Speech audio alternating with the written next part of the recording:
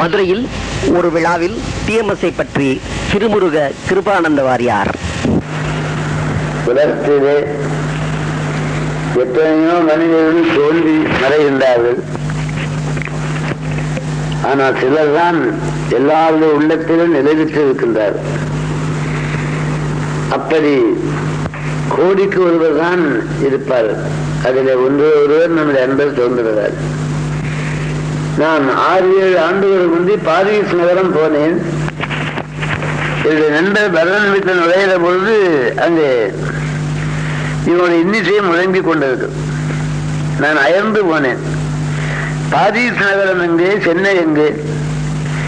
இவர் பாடிய பாடல் அங்கே முழங்குகிறது. அதே மாதிரி லண்டன், அமெரிக்கா எங்க போனாலும் அந்தந்த வீடுகள பக்தி பாடலாக சௌந்தரராஜனுடைய இன்னிசை முழக்கம் நான் கேட்டு மகிழ்ந்தேன். நான் அளவற்ற சந்தோஷம் அடைந்தேன். அவருடைய குரல் வளம், தெய்வ பக்தி இதுக்கு மேல தாராளமாக ஏழை மாணவர்களுக்கு அள்ளி அள்ளி வழங்குகிறார். சில கிள்ளியும் கொடுக்க மாட்டான். இவர் அள்ளி வழங்குகின்ற வள்ளலாக இருக்கின்ற உள்ளம் பார்க்கடல் போல தூய உள்ளம். அதனால்தான் பழகுவதற்கு இன்பமாக இருக்கு. இப்படியான அன்பர்கள் நீண்ட காலம் வாழ வேண்டும் என்று நான் சுவாமியை மனதோடு பிரார்த்திக்கின்றேன்.